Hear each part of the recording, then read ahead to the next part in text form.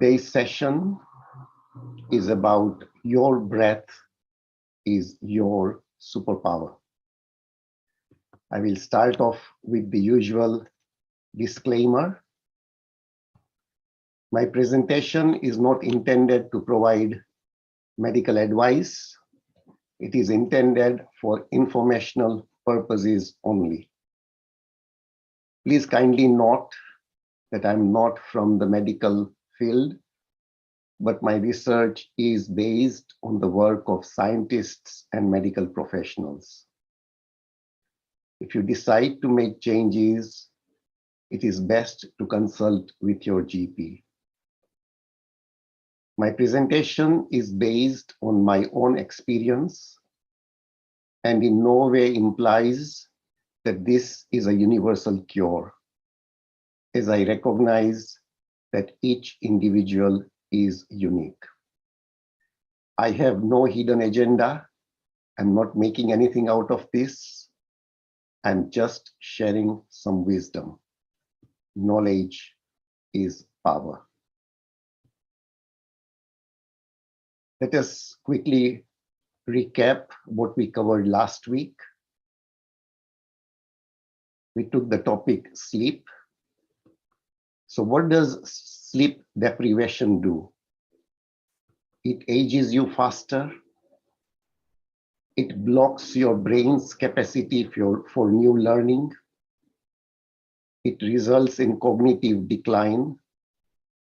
It makes you hyperactive and irrational. It shortens telomere length.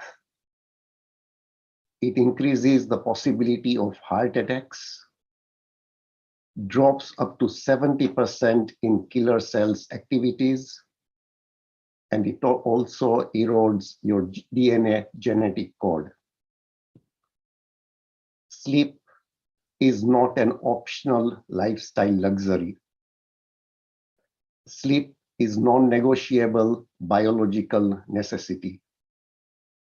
It is a life support system. Sleep is the best way to restore your health. Never skip on sleep. It's crazy important. Breathing is the first thing that we do when we are born, and the last thing that we do before we die. Yet, most of us pay a little attention to it throughout our lives. I would love everybody here to simply stop breathing for the next few seconds. Don't take a big gulp in. Just exhale what you have got and let's hold it. Ready? Go. Keep going. Keep going. All right, let's breathe normally now. How did that feel? Did you feel that you could have done it much longer? Well, the truth is, if we had to hold our breath for another 2.5 minutes, most of us, unfortunately, would have died. On average, the human body can go without food for about 3 weeks. Without water for 3 days, without air or without breathing, not even for 3 minutes. What is surprising is that when we go to try and improve our health, as most of us are doing perpetually on some level, we typically go first to the thing that we can do longest without, and that is food. Maybe soon after, we start pushing aside some of the sugary drinks and the junk food and start carrying around a big water bottle. that we drink 6 to 8 times a day, but we never start with something we can't go even without for 1 minute comfortably. Friends, we go on to the first poll question. And the first poll question is, on an average, how many breaths do we take every day? Is it 5,000? Is it 15,000? Is it 25,000? Or is it 35,000?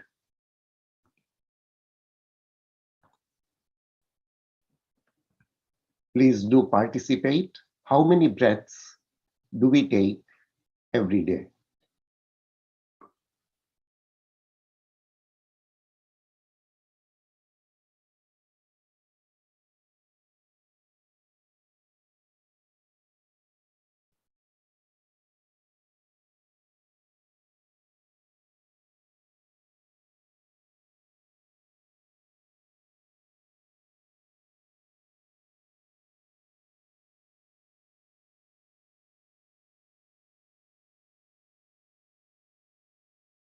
Twenty more seconds.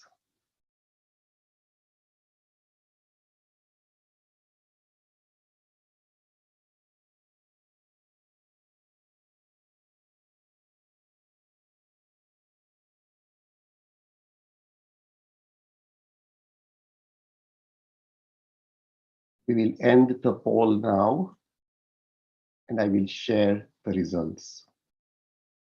So 8% said 15,000, 77% said 25,000, and 15% said 35,000.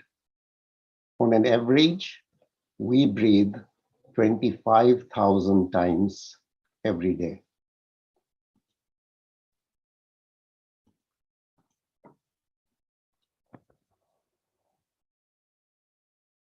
By changing the way you breathe, you can change the way how your mind is processing thoughts, feelings, and emotions.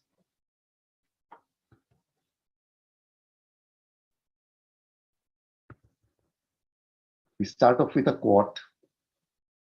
Improper breathing is a common cause of ill health. Andrew Weil, an MD, says, if I had to limit my advice on healthier living to just one tip, it would be simply to learn how to breathe correctly. There is no single more powerful or more simple daily practice to further your health and well-being than breath work.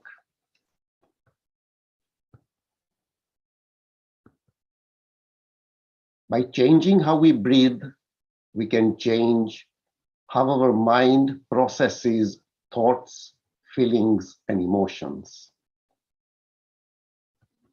Researchers who have studied breathing for 50 years say how we breathe absolutely affects us. It even affects the density of our bones. It affects us down to the atomic level, subatomic level with electrons. We take in 30 pounds of air into our lungs and out of our lungs every single day. So if you think that the air and how we take in that air and how we expel it doesn't affect us, you are wrong. It affects us much more than food. And you can eat all the right foods. You can exercise as much as you want. But if you are not breathing correctly, you are never, ever going to be healthy. So once we take control of this unconscious ability to breathe, we can then harness all of the power within that to use it to do some incredible things. The first step about breathing is to be conscious of it and to understand that this isn't something we should just be running in the background, but something that we can and need to take control of. We are going to look at two very simple, healthy breathing habits which are transformative. I'm not going to ask anyone to spare half an hour or an hour every day or to completely change their lifestyle. We are going to look at adopting healthy breathing habits no matter what you are doing. First healthy breathing habit we are going to look at is how important it is to breathe through your nose. What goes on when someone breathes through the nose compared to their mouth? So what are the benefits of nasal breathing? Humans are designed to breathe through our noses from birth. It's the way we have evolved, and there are reasons we default to nasal breathing. Inhaling through your nose offers many more benefits to the body than taking in air through your mouth. When we are newborns, we breathe in and out through our noses all the time. This is related to how our throats are configured, so we can breathe and suckle at the same time without choking. It is a survival mechanism. Our noses are also designed to process the air that comes in very differently than what our mouths can. These are intentional and functional parts of our body's design to keep us safe and healthy. Here are the good things that your nose does that your mouth doesn't when you breathe in. The first one is temperature control. Your lungs aren't huge your lungs aren't huge fans of air that's too hot or too cold. Unless you have an obstruction, your nasal passageways will warm and sometimes cool when needed the air to your lungs. Your mouth doesn't have a way to do this. For example, winter runners who breathe deeply through their noses get warmed air without sending a chill to their lungs, versus those who breathe through their mouths.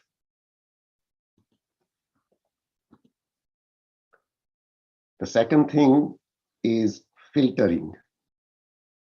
The cilia in your nose passageway filters out debris and toxins in the air and sends them directly down your throat instead of your lungs.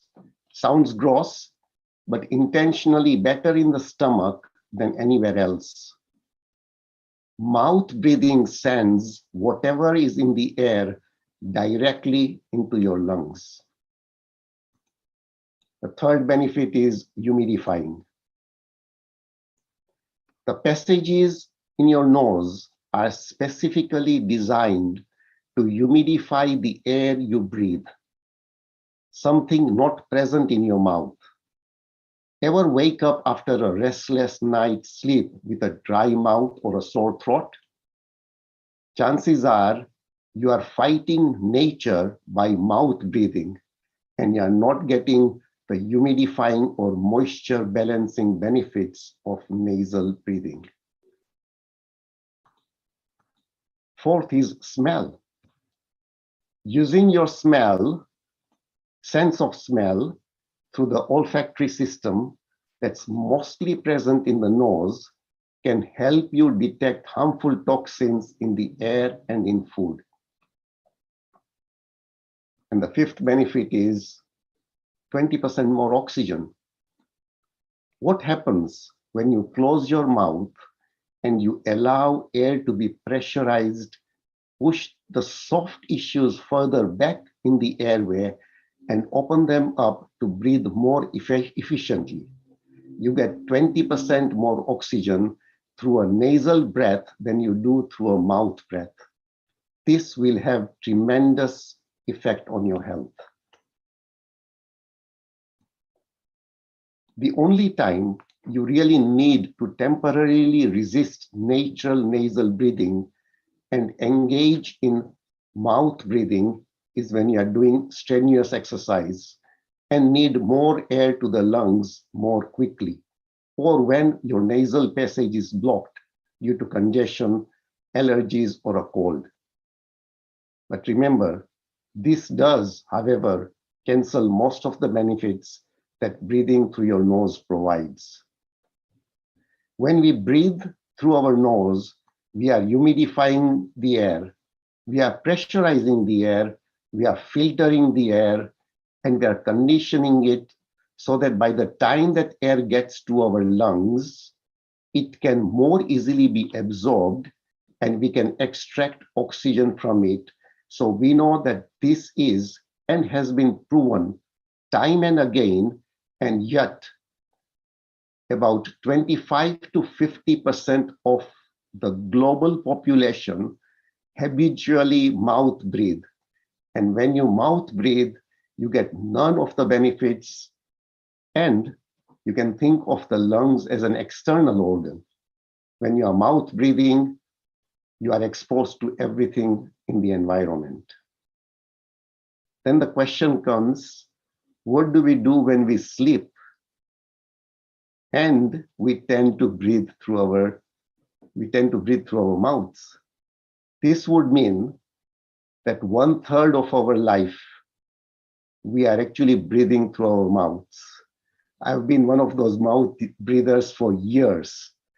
About 2 years ago, I started using a paper tape or a surgical tape, a micropore tape, a very tiny piece, just to take my lips loosely, and it has worked wonders. It has improved my sleep. I feel very much rested when I wake up in the morning. My mouth is not dry anymore. I do not need to drink water at night. What the tape does is it forces you to breathe through your nose. If you do think of using it, please ensure that you can tolerate it. If unsure, please contact your GP. The quickest way of filtering air and conditioning it is this wondrous organ right in front of our faces called the mouth, called the nose. It is completely underappreciated and underused in society.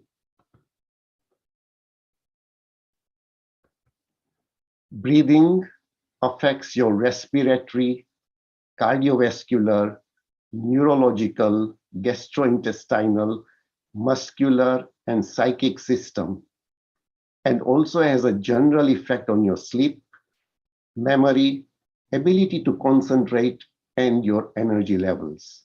This is what Donna Fari, an author and a yoga teacher, says. We are going to do a small exercise now. All I want you to do is continue breathing normally as you are. All I want you to do is count the number of breaths that you take in 1 minute. I will tell you when to start counting and when to stop.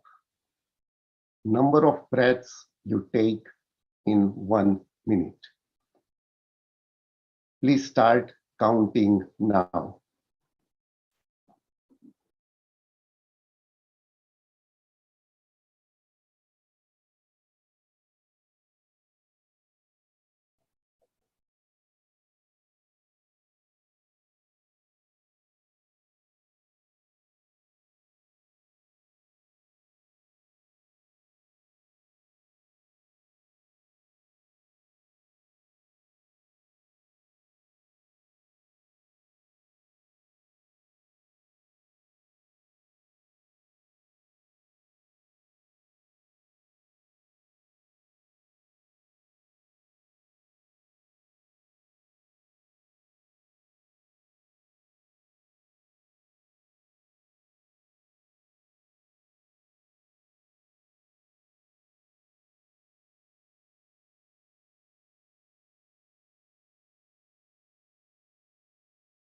Please stop. So we go to our next poll question, which is how many breaths have you taken in 1 minute?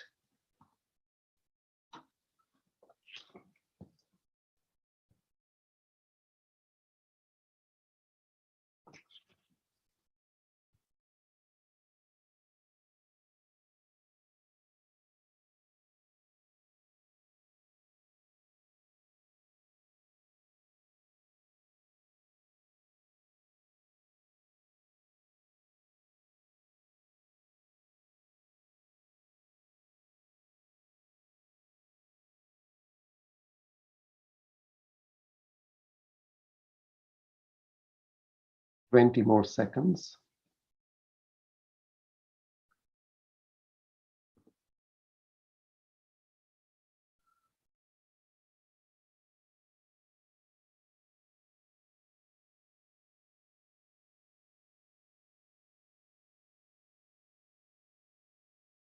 I will end the poll now. I will share the results. So from the results, 8% said that they had 6 to 9 breaths. A further 8% said 10 to 12. 46% said 13 to 15. And 38% said more than 16. This is quite important. And when we come towards the end of today's talk, you will understand why it is so important. And I will cover how we can change our breathing pattern to breathe less frequently and yet derive more benefits.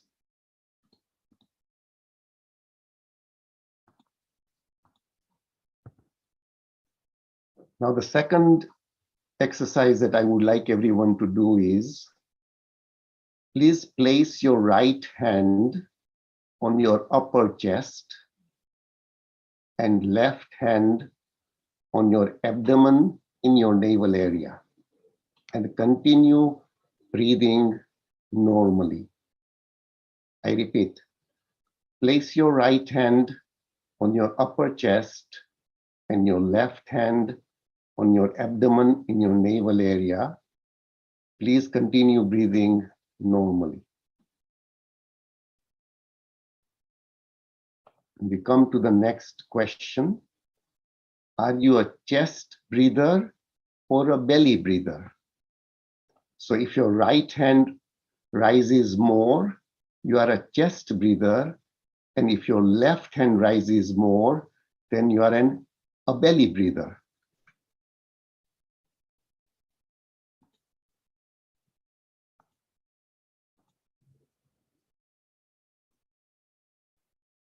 So are you a chest breather or are you a belly breather?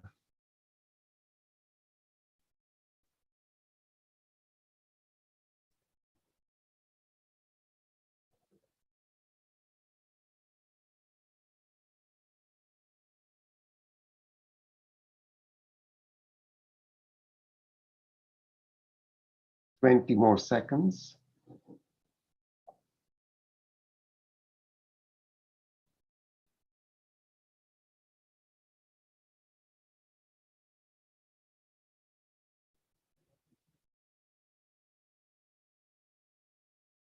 Thank you. I will end the poll now and I will share the results.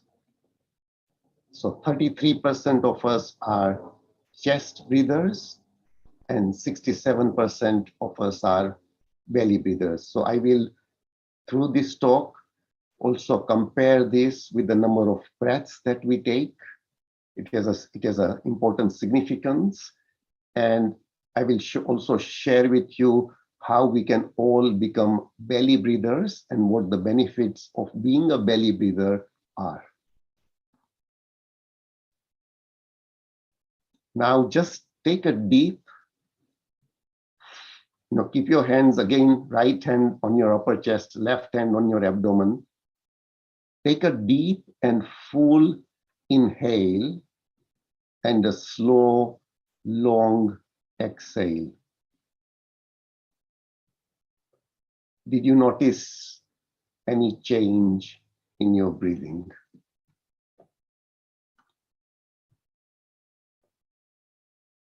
We are now going to cover chronic stress.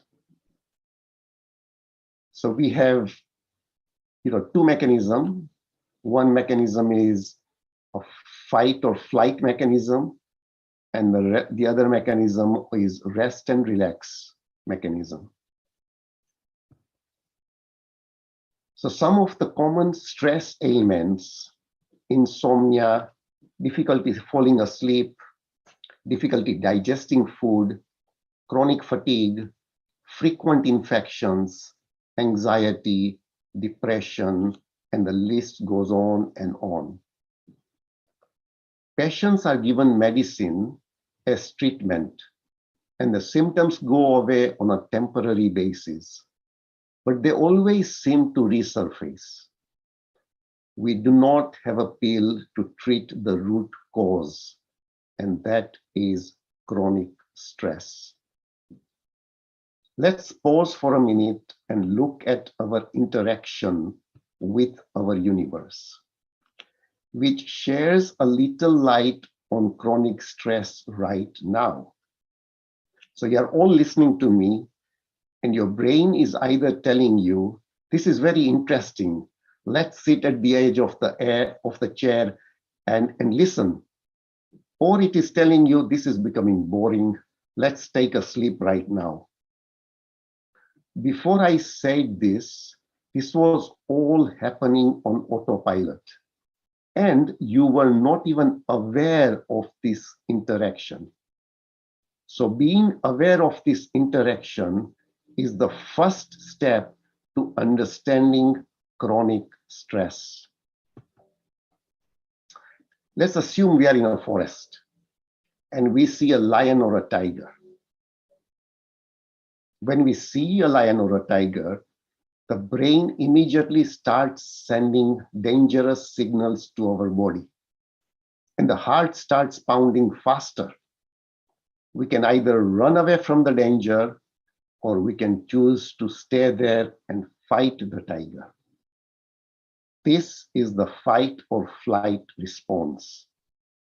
And remember, in this mode, all the non-essential functions of the body are shut down.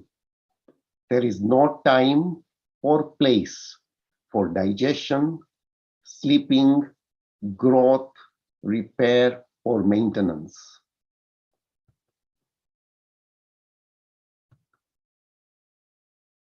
In today's world, the tiger is replaced by project deadlines, exam, pandemic, the train being late, we caught up in traffic, or various things. In chronic stress, the tiger lives, but the perception of the tiger never leaves the body. Imagine we've had an argument with the boss or near and dear ones, and we have to face them again. What if I lose my job? What if my near and dear one is unhappy? What ifs and only ifs of regret are the tigers that never leave us. Our body was never meant to being in a danger mode for prolonged periods of time. So the question is chronic stress, is the problem the boss, the near and dear one, or really our own thought processes or our perception of the world? Dr. Stephen Porges did some amazing research into the vagus nerve. This is the nerve that is the throttle that can either turn on fight or flight functions in the body or make us relax. And this nerve is connected to all our organs. So he kept seeing patients that would have various problems like digestion problems, sleep problems, kidney problems. And they were treated for each of these problems individually. But there was nothing wrong with their stomachs or any other organs. What they had were connectivity with the vagus nerve problems because they were constantly stressed. So by being in this state of constant stress, all the signals that those organs normally send to the brain were cut off. So by fixing this vagus nerve connectivity, specifically through breathing practices, through calming practices, all those organs start functioning and all the problems go away. So when the important thing now to remember is we inhale and we exhale. Inhale needs to be a full, deep inhale. And the exhale needs to be a longer exhale, a few counts longer than your inhale. So what he says is, when your exhale is even a few counts longer than your inhale, the vagus nerve sends a signal to your brain to turn up your parasympathetic nervous system and turn down your sympathetic nervous system. The sympathetic nervous system commands your fight or flight response. When it fires, your heart rate and your breathing speed up, and stress hormones like cortisol start pumping through your bloodstream, preparing your body to face a threat. The parasympathetic system, on the other hand, controls your rest, relax, and digest response. When the parasympathetic system is dominant, your breathing slows, your heart rate drops, your blood pressure lowers, and your body is guided back into a state of calm and healing. Putting your body into a parasympathetic state is easier than you might think. It just takes a slight manipulation of the breath. We will now look at the benefits of a deep, full inhale and a slow, long exhale. A good quote: "It is biologically impossible to have an anxiety or panic attack when you are breathing fully, deeply, slowly. You can't do it." So let's look at the benefits of belly breathing. It detoxifies and releases toxins. Your body is designed to release 70% of its toxins through breathing. If you are not breathing effectively, you are not properly ridding your body of its toxins. That is, other systems in the body will need to work overtime, which could lead to more illness. When you exhale air from your body, you release carbon dioxide that has been passed through from your bloodstream into your lungs. Carbon dioxide is a natural waste of the body's mechanism. Deep breathing releases tension. Think how your body feels when you are tense, angry, scared, or stressed. It constricts, your muscles get tight, and your breathing becomes shallow. When your breathing is shallow, you are not getting the amount of oxygen that your body needs. It relieves pain. You may not realize the connection to how you think, feel, and experience life. For example, what happens to your breathing when you anticipate pain? You probably hold your breath. Yet studies show that breathing into your pain helps to ease it. The fourth thing is it massages your organs. The movement of the diaphragm during deep breathing exercise massages the stomach, the small intestine, liver, and pancreas. The upper movement of the diaphragm also massages the heart. When you inhale air, your diaphragm descends and your abdomen will expand. By this action, you massage your vital organs and improve circulation in them. Controlled breathing also strengthens and tones your abdominal muscles. And it also strengthens the immune system. Oxygen travels throughout the bloodstream by attaching to hemoglobin in your red blood cells. This in turn enriches your body to metabolize nutrients and vitamins. The sixth benefit is it improves the nervous system. The brain, spinal cord, and nerves received increased oxygenation and are more nourished. This improves the health of the whole body since the nervous system communicates to all parts of the body. As you breathe deeply, the lung becomes more healthy and powerful, a good insurance against respiratory problems. It makes the heart stronger. Breathing exercises reduce the workload on the heart in two ways. First, deep breathing leads to more efficient lungs, which means more oxygen is brought into contact with the blood sent to the lungs by the heart. So the heart doesn't have to work as hard to deliver oxygen to the tissues. Secondly, deep breathing leads to greater pressure differential in the lungs, which leads to an increase in circulation, thus resting the heart a little. Then it reduces inflammation. Diseases like cancer only thrive in bodies that are acidic in nature. Deep breathing is said to reduce the acidity in your body, thereafter, therefore making it alkaline. It stimulates the lymphatic system. As our breathing is what moves the lymph, shallow breathing can lead to a sluggish lymphatic system which will not detoxify properly. Deep breathing will help you get the lymph flowing properly so that your body can work more efficiently. So many of us breathe way too much.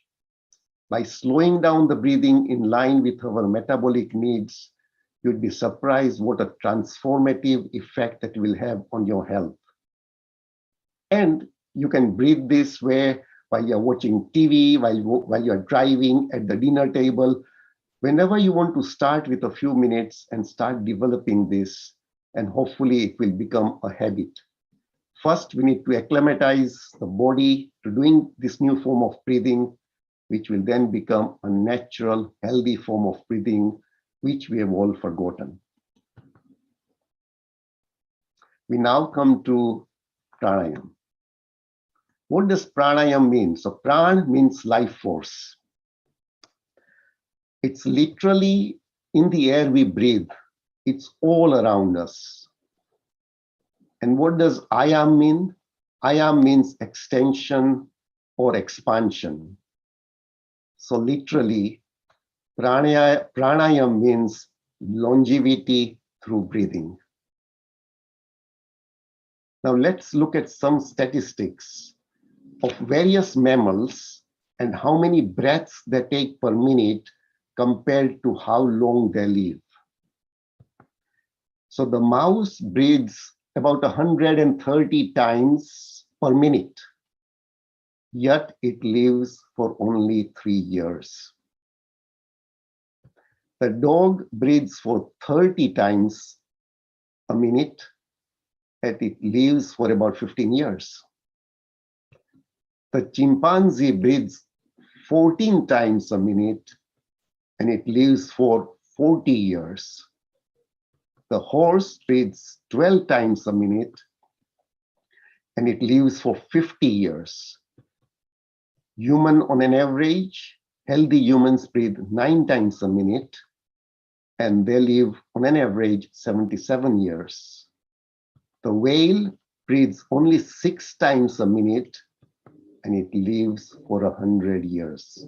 Longevity is to a certain extent linked with how many breaths we take per minute. And to look at this from a spiritual perspective, being aware of your breath forces you into the present moment, which is the key to all inner transformation. Whenever you are conscious of your breath, you are absolutely present. You may also notice that you cannot think and be aware of your breath. Conscious breathing stops your mind. This is from Eckhart Tolle. So in summary,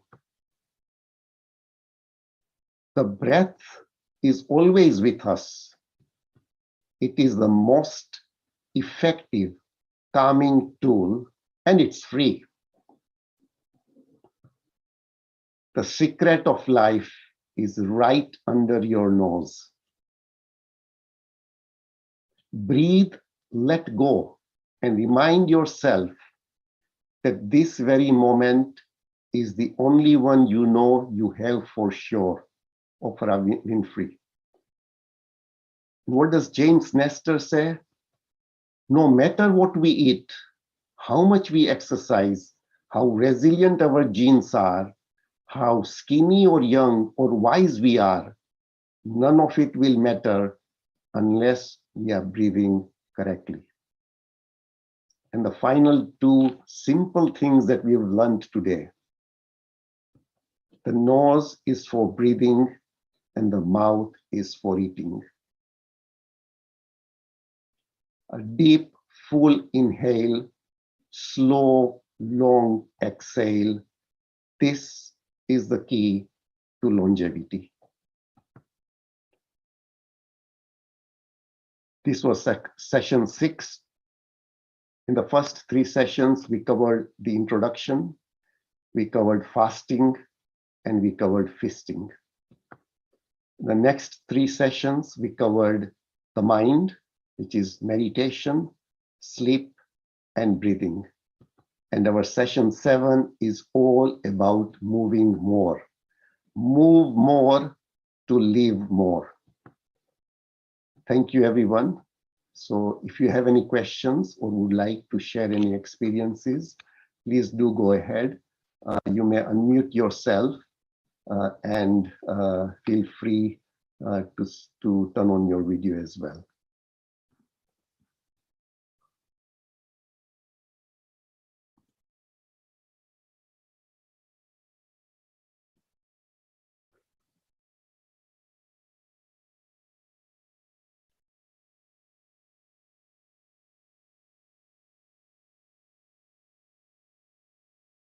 Yes, Rameshji. Lord Dinesh, it was another wonderful session.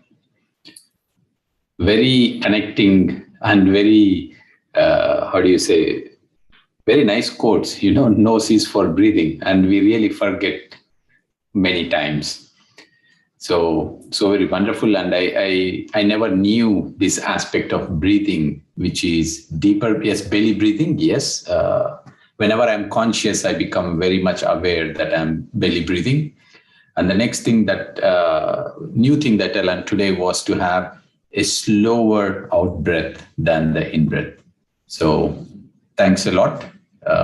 Very interesting. Thank you, Dinesh. It is the slower exhale which actually is the magic. Yes, slower out breath. Yeah. Thank you. And by the way, presentation slides are beautiful. Thank you very much. Thank you. Thank you. Is there anyone else who has anything that they would like to share regarding breathing, pranayama, the breath, or anything else? Laji, yeah, you can go ahead. Hi, Dinesh ji. Hi, Wonderful.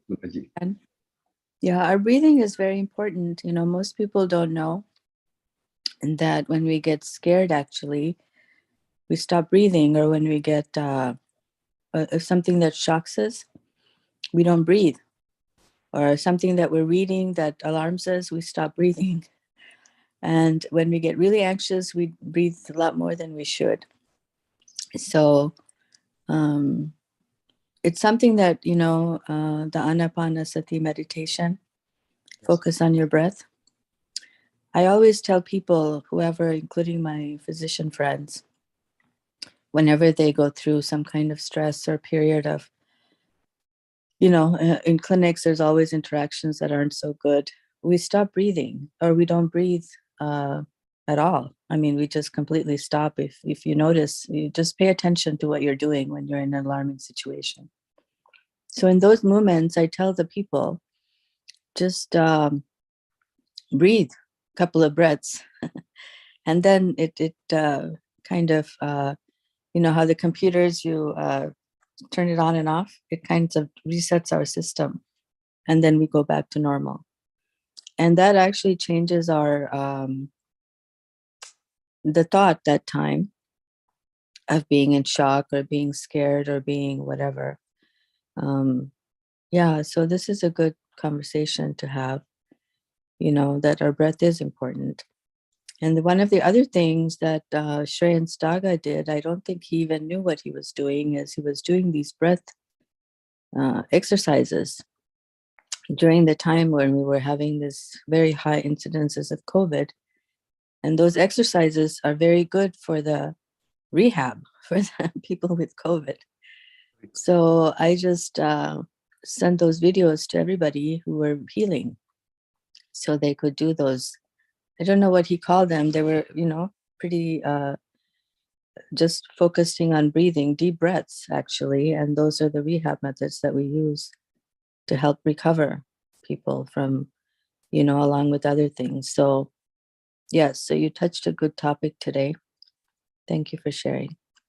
Thank you. When you just mentioned that we actually stop breathing at times, and if I if I look at my job and what I've been doing is, when an urgent email comes in, I look at the email, and then after having done this research, I've realized how many times during the day I actually stop breathing, and it is very bad for us, because if whatever, the emails are not a tiger or a lion, why should I stop breathing?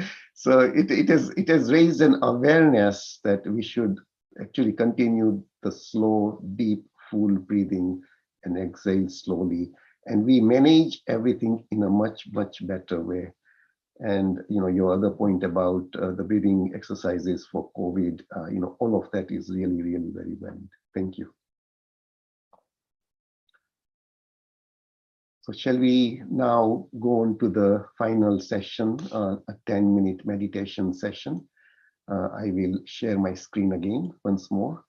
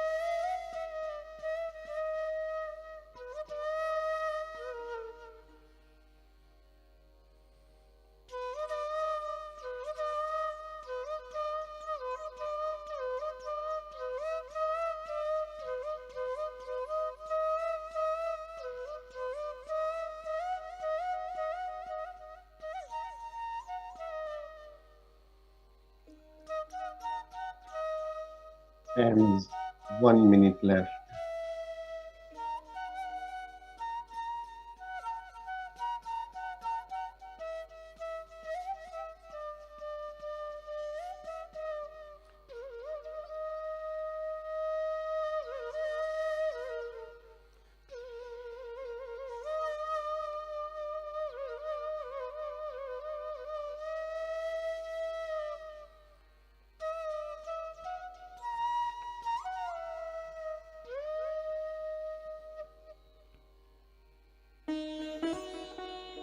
Slowly bring back your awareness to your body and the surrounding.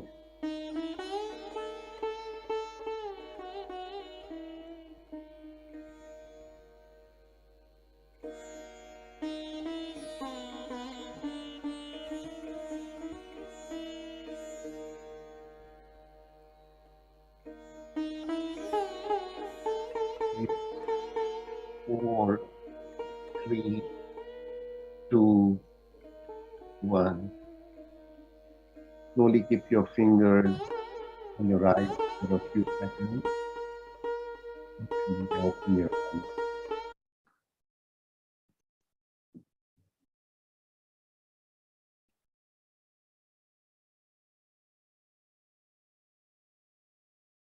Yes, Srinivasji. Yeah, Dinesh ji, excellent presentation. Thank you for doing this. I have a couple of questions. Yes. So, so the number of breaths per minute, does that change with age, or somebody so that remains constant as we age? That's a good question. Mridulaji may be able to answer that. From my experience, since I started practicing the slow breathing, meaning deep, full breathing and slow, long exhale, my number of breaths per minute has come down to between 5 and 6 per minute. So I think with taking control of the breathing, the number of breaths will come down. Now, how that relates to age, unfortunately, I'm not aware. Mridulaji, would you have an answer for this?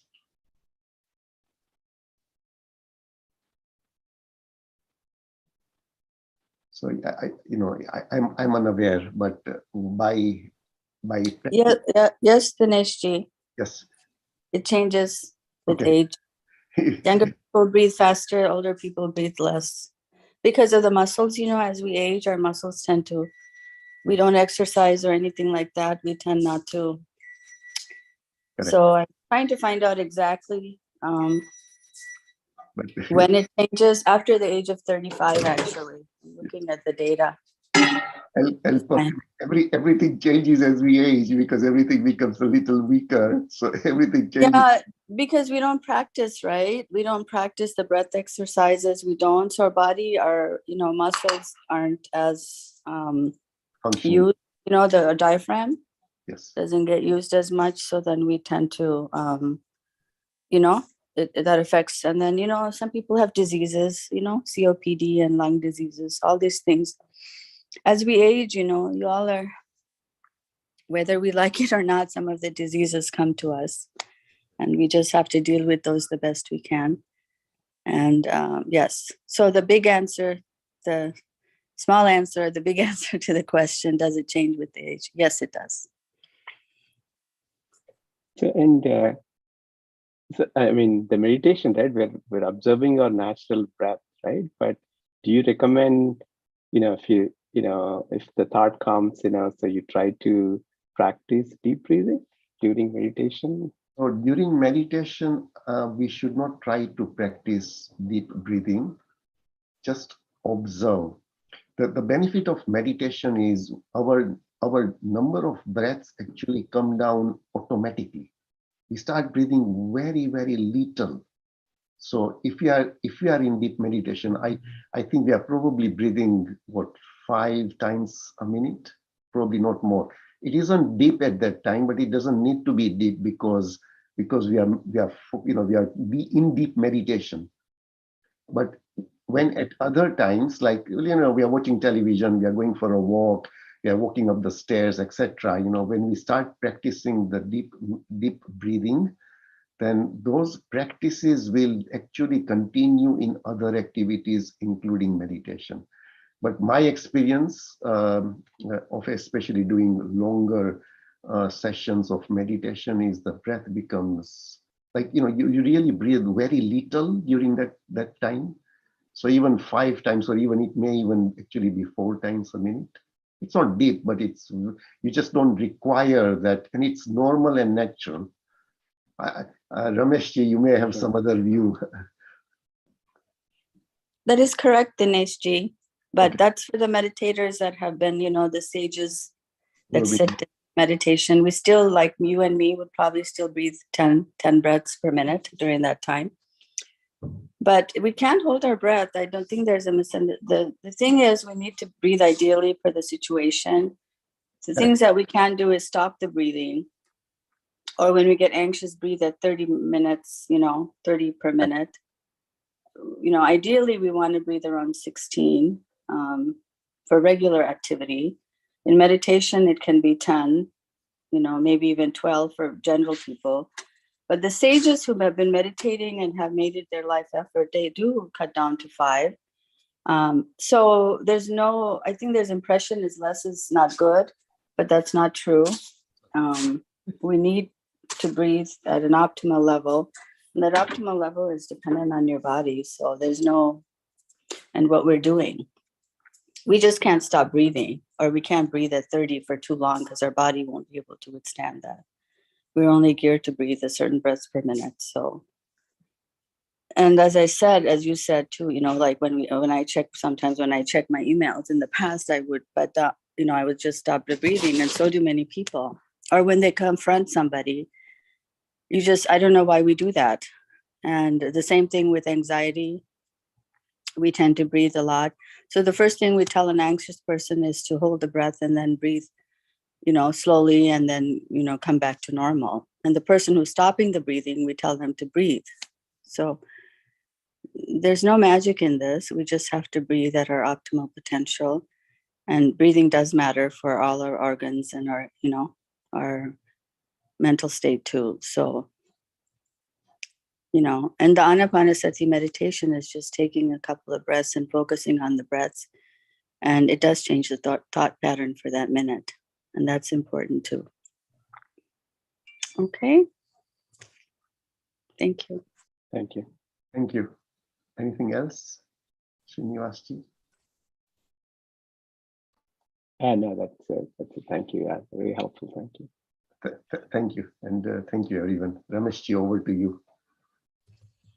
Thanks a lot, Dinesh ji again, and Mridula ji for the additions, and Srinivas ji for your questions. Yes, my experience as well, when I become aware as we meditate, the breath counts drastically go down.